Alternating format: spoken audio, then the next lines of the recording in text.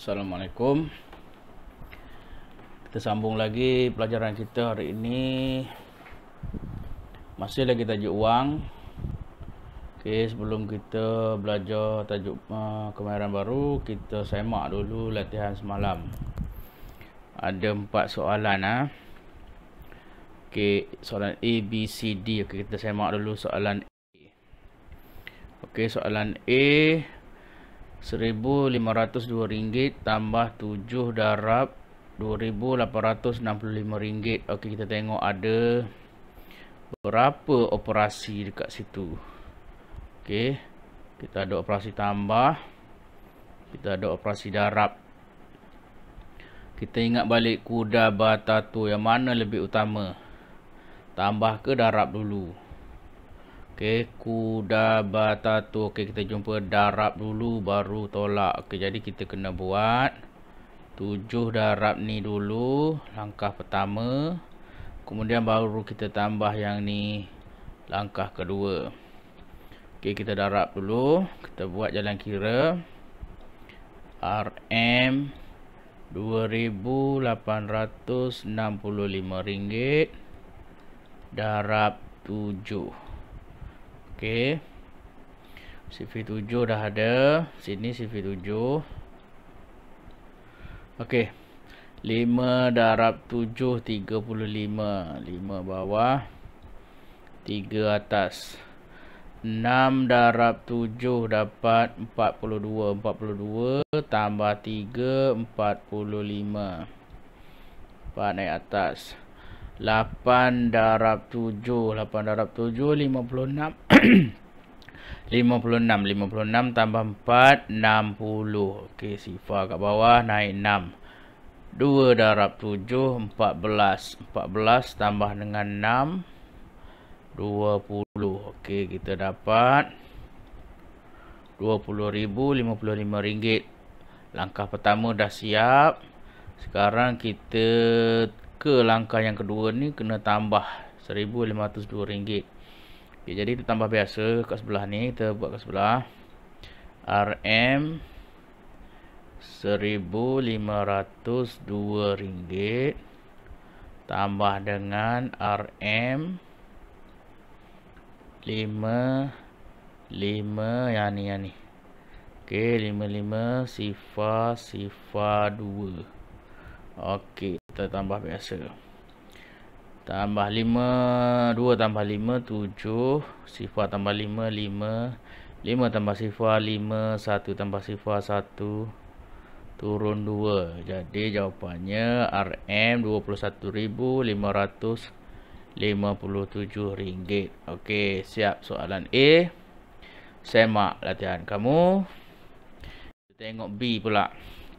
Kita tengok B. 5 darab RM4,857 tolak RM2,142 80 sen. Operasi apa yang terlibat? Ada operasi darab dengan operasi tolak.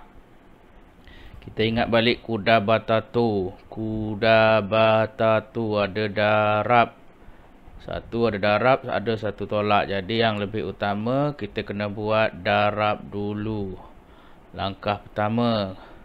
Bila dah dapat jawapan langkah pertama, baru kita tolak nombor ni. Okey, kita buat dulu yang darab. RM RM4,857 darab 5, sifir 5. Okey, sifir 5 ada kat sini. Okey, 7 darab 5 ni, 7 darab 5 35. 5 bawah, 3 naik atas. 5 darab 5 25. 25 tambah 3 28. 2 naik atas. 8 darab 5 40. 40 tambah 2 jadi 42. 4 naik atas. 4 darab 5 20. 20 tambah 4 jadi 24. Okey, dah siap langkah pertama. Sekarang tengok ni. Langkah pertama dah siap. Kita buat langkah kedua. Okey, yang ni kita salin balik. RM 24.285. Tolak nih 2,000. Oh, ada sen, taruh sen dulu. 80 sen. 2 4 1 2 RM. Okey, hati-hati kalau ada sen, bawah ada sen, atas pun kita kena taruh sen. Sifar. Boleh tolak sekarang sifar, tolak sifar tolak 8 tak boleh. Pinjam 4. Pinjam 5 jadi 4, sini jadi 10. 10 buang 8, 2 titik, 4 buang 2, 2, 8 buang 4, 4, 2 buang 1, 1, 4 buang 2, 2, turun 2. Jadi jawapan dia, jangan lupa RM, RM22,142 ringgit 20 sen. Semak jawapan kamu. A dah siap, B dah siap, kita tengok C. RM45,193 5 sen tambah RM28,837 25 sen darab 12. Operasi yang terlibat tambah dengan darab. Yang mana kita kena buat dulu? Kita tengok balik Kudabatato. Darab dulu baru tambah. Okey, jadi yang ni kena buat dulu. Yang ni langkah pertama. Kemudian kita tambah yang ni langkah kedua. Okey, darab biasa dulu. Darab biasa. RM RM28,837 ringgit 25 sen. Darab 12. Okey, darab 2 digit, ada 2 tingkat. Tingkat pertama kita darab 2 dulu. 5 darab 2, 10. 1 darab 2, 2 tambah 1. 2 darab 2, 4 tambah 1, 5. Okey, 7 darab 2, 14 naik 1. 3 darab 2, 6. 6 tambah 1, 7. 8 darab 2, 16 naik 1. 8 darab 2, 16. 16 tambah 1, 17. 2 darab 2, 4 tambah 1, 5. Okey, siap. Yang ni dah siap. Tingkat pertama, sekarang kita buat tingkat yang kedua. Okey, tingkat kedua. Darab 1. 1 darab 5, 5. 1 darab 2, 2. 1 darab 7, 7. 1 darab 3. 1 darab 8. 1 darab 8. 1 darab 2. Okey, dah siap 2 tingkat. Baru kita tambah. Sifar tambah sifar. Sifar 5 tambah 5, 10. Sifar naik atas 1. 1 tambah 4, 5. 5 tambah 2, 7. 7 tambah 7, 14. 1 tambah 6, 7. 7 tambah 3, 10. Naik 1.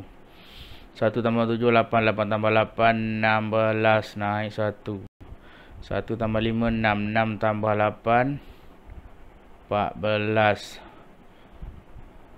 1 tambah 2, 3. Okey. RM. Ingat, titik ada 2 digit belakang. Jadi 2 digit titik dekat sini. Okey, langkah 1 ni dah siap. Sekarang kita tambah yang ni. Okey, kita tulis sini RM RM45,193 5 sen. Tambah dengan jawapan kita tadi ni. Tambah jawapan tadi.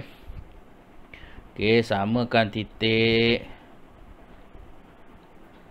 7 4 sifar 6 4 3. Okey, tambah biasa. 5 tambah sifar 5. Sifar tambah sifar, sifar titik. 3 tambah 7, 10. Naik atas. 1 tambah 9, 10. 10 tambah 4, 14. 1 tambah 1, 2. 5 tambah 6, 11. 1 tambah 4, 5. 5 tambah 4, 9 turun 3. Okey, ini jawapan dia. RM391,240.5 Okey, siap C. Sekarang kita tengok D. Tengok D. RM653,008 tolak RM25,840.70 darab 16. Okey, operasi yang terlibat tolak darab. Okey, kuda bata tu ada tolak dengan darab yang lebih utama darab. Jadi kita kena darab dulu. Okey. Ini yang kena buat dulu, kemudian baru tolak yang ni. Okey, kita buat darab dulu. RM RM25,842.70 darab 16. Okey, kita darab 6 dulu. Sifar darab 6. Oh, sifar 6 dah ada sini. Okey, sifar 6 dah ada. Sifar darab 6, sifar 7 darab 6, 42. 2, 4. 2 darab 6, 12. 12 tambah 4, 16. 4 darab 6, 24. 24 tambah 1, 25. 8 darab 6, 48 tambah 2, 50. 5 darab 6, 30. 30 tambah 5, 35. 2 darab 6, 12. 12 tambah 3, 15. Okey, dah siap sifar 6. Sekarang kita darab 1. Okey, 1 darab sifar, sifar. 1 darab 7, 7. 1 darab 2, 2. 1 darab 4, 1 darab 8. 1 darab 5, 1 darab 2. Kita siap 2 tingkat, boleh tambah. Sifar tambah sifar, sifar 2 tambah sifar 2, 6 tambah 7, 13. 1 tambah 5, 6, 6 tambah 2, 8. Sifar tambah 4, 4, 5 tambah 8, 13. 1 tambah 5 tambah 5, 11. 2, 3, 4. Okey. RM, jangan lupa lepas titik ada 2 digit. 1, 2 titik di sini. Okey, belum siap lagi. Ini baru langkah pertama. Langkah kedua kita tolak. Okey, kita salin yang ni 653,000 ni. RM 653,008 ringgit. Tolak dengan okey, yang ni ada sen. Taruh sen dulu, 20 sen. Depan dia 3, 8, 4, 3, 1, 4. Okey. Nak selamat taruh sen sifar-sifar. Okey. Sifar tolak sifar, sifar tolak 2, tak boleh pinjam. Ni 7, ni 10. 10 tolak 2, 8. Titik. 7 tolak 3, 4. Sifar tolak 8 tak boleh pinjam. Tak ada pinjam. Sini jadi 2, sini jadi 9, sini jadi 10. 10 buang 8, 2. 9 buang 4, 5. 2 buang 3, tak boleh pinjam. 4, ni jadi 12. 12 buang 3, 9. 4 buang 1, 3. 6 buang 4, 2. Okey, jawapan dia RM239,524.80 sen. Okey, habis latihan semalam. Hari ni kita masuk ke mahiran baru, celik keuangan. Boleh rujuk buku teks muka surat 104 hingga 108. Okey, celik keuangan ni tak adalah pengiraan sangat. Kamu kena tahu beberapa istilah keuangan. Contohnya akaun simpanan, akaun pelaburan, faedah mudah, faedah kompaun, apa itu kredit dan sebagainya. Okey, kita tengok satu-satu istilah ni. Okey, akaun simpanan dengan akaun pelaburan. Okey, akaun simpanan ni maksudnya kamu simpan duit dekat bank. Bank biasalah, Maybank, BSN, Bank Rakyat. Okey, itu simpanan biasalah. Kita simpan beberapa ringgit. Berapa saja kita nak simpan, kita simpan. Bila-bila kita nak keluar, kita boleh keluarkan. Okey, setiap simpanan dalam bank akan dapat faedah. Faedah dia lebih kurang 1% hingga 2% saja setahun. Dia tak sama macam pelaburan. Pelaburan ni macam contoh dia ASN, Amanah Saham Nasional, Amanah Saham Bumi Putera, Public Mutual Unit Trust. Itu kita panggil pelaburan. Pelaburan ni kita tak boleh keluar bila-bila masa sebab dia ada tempoh matang. Maksud dia kamu kena tinggalkan duit dalam tu 10 tahun ke 5 tahun ke baru boleh keluarkan duit. Okey. Kalau unit trust biasanya dia ada dia ada tetapkan nilai berapa nak simpan duit. Dia tak boleh suka-suka nak simpan duit. Dia ada nilai tetap. Okey. Kalau akaun simpanan kita dapat faedah. Kalau akaun pelaburan kita dapat dividen atau bonus. Dia lebih untung dia lebih tinggi. Biasanya lebih 2% tahun. Maksudnya lebih mahal, lebih banyak untung lah kalau akaun pelaburan. Okey. Seterusnya kita tengok faedah mudah dan faedah compound.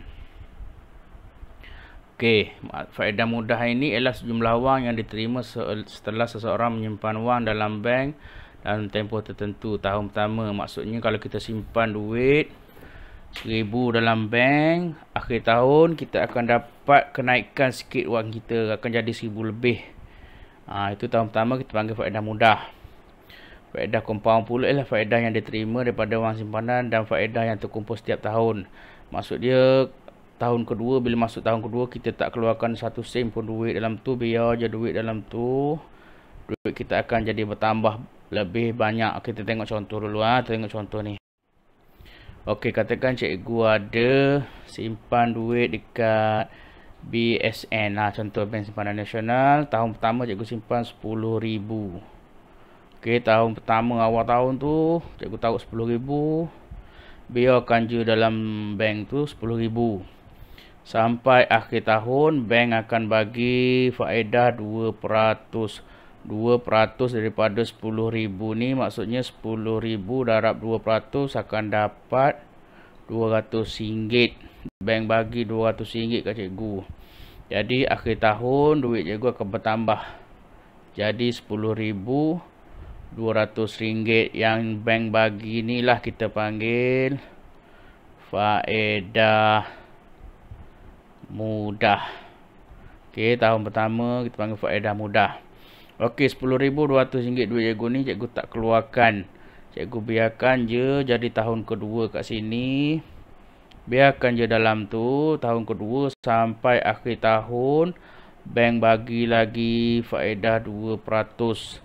Okey, 2% daripada RM10,200. Kalau kamu kira akan dapat RM204. Ini wang yang bank bagi sebab cikgu tak keluarkan duit, biarkan duit kat situ. Okey, duit asal ni faedah ni tambah dengan duit ni yang daripada awal tahun akan dapat RM10,404. Okey, yang 204 ni lah kita panggil faedah compound. Faedah compound. Okey, RM10,404 yang akhir tahun kedua ni cikgu tak sentuh, tak keluarkan, biarkan dalam bank. Okey, masuk tahun ketiga duit ni jadi RM10,400. Biarkan dalam bank sampai akhir tahun bank bagi lagi faedah sebanyak 2%. 2% daripada RM10,404 ni akan dapat RM208.08. Ini pun kita panggil faedah compound. Tak kisahlah berapa tahun lah, 3 tahun, 4 tahun, 5 tahun. Kalau tak keluarkan, Itu kita panggil faedah compound. Okey, faedah compound tambah dengan duit asal ni 10,404 akan dapat ni duit ni. Tengok. Daripada asal 10,000 ni, daripada asal duit 10,000 simpan jangan keluarkan dalam masa 3 tahun dapat RM612.8 ni bank bagi faedah. Maksudnya bila kamu simpan dalam bank, duit jangan keluarkan. Lama-lama duit kamu akan bertambah. Okey. Itu maksud faedah mudah dan faedah compound. Kita tengok seterusnya. Istilah seterusnya ialah kredit dan hutang. Kredit ialah pinjaman, iaitu kemudahan menangguhkan pembayaran barangan yang dibeli atau sejumlah wang yang dipinjam oleh institusi keuangan. Hutang ialah pinjaman yang perlu dibayar oleh seseorang. Okey, maksud dia kalau cikgu nak pergi beli barangan, contoh mesin basuh dekat Seng-Heng. Cikgu tak nak bayar tunai, cikgu nak bayar secara kad kredit. Cikgu guna kad kredit. Ni contoh kad kredit ni. Ada dua jenis kad kredit, satu Mastercard, satu Visa. Okey, kad kredit ni kita kena mohon daripada bank. Kalau lulus dapat kad kredit ni, guna kad kredit ni untuk kita ambil barang tanpa kita perlu bayar tunai kepada kedai tu. Okey, contoh cikgu ambil barang dekat Seng-Heng mesin basuh. Cikgu tak berhutang dengan kedai, cikgu berhutang dengan bank. Sebab bank yang akan bayar dulu kepada kedai. Kemudian cikgu akan bayar ansur-ansur kepada bank. Okey. Jadi cikgu ni orang yang berhutang. Cikgu lah yang akan bayar hutang cikgu pada bank. Okey. Kita tengok beza tunai dengan kredit. Okey, yang ni tunai, yang ni kredit. Okey, yang tunai ni tak ada hutang lah. Kita beli, contoh cikgu beli mesin basuh RM1,000. Bayar RM1,000, buat balik dah boleh guna mesin basuh. Tak ada faedah harga asal. Cikgu guna wang tunai ataupun kad debit, kad bank tu lah. Bukan kad kredit ni kad ATM, kad yang keluar duit tu. Okey, sekarang cikgu tak nak bayar tunai, cikgu nak bayar kad kredit. Cikgu guna kad kredit. Ni cikgu guna kad kredit. Maka cikgu dikira berhutang dengan bank. Bank bayar dulu kat kedai Seng-Heng. Kemudian cikgu akan bayar ansuran secara bulanan dekat bank. Contoh cikgu beli mesin basuh harga RM1,000. Okey, mesin basuh harga RM1,000. Kalau bayar tunai, bayar terus RM1,000, habis cerita. Tapi kalau cikgu guna kad kredit, cikgu kena bayar dekat bank sebanyak RM100 selama setahun. Setahun ada 12 bulan. RM100 darab 12 bulan dapat RM1,200. Nampak tak ni? Harga dia dah jadi lebih daripada harga asal mesin basuh RM1,000. Dah jadi lebih mahal daripada harga asal. Okey, itu kerana bank kenakan faedah kalau kita menggunakan kad kredit. Selain tu, ada masalah juga kalau guna kad kredit. Contohnya kalau lambat bayar. Kalau lambat bayar tiap-tiap bulan ataupun terlupa bayar, kita akan didenda. Okey, ada risiko dia kalau guna kad kredit. Jadi seelok-eloknya gunalah tunai. Okey. Cikgu harap kamu faham istilah-istilah keuangan hari ini. Tiada pengiraan sangat hari ini. Hari ini lebih kurang nak faham-faham istilah sahaja. Okey, rasanya sampai setakat ni dululah untuk tajuk wang ni. Jangan lupa untuk jawab sedikit soalan dekat Google Form sebagai tanda kehadiran. Okey, kita jumpa lagi minggu depan. Sekian, terima kasih.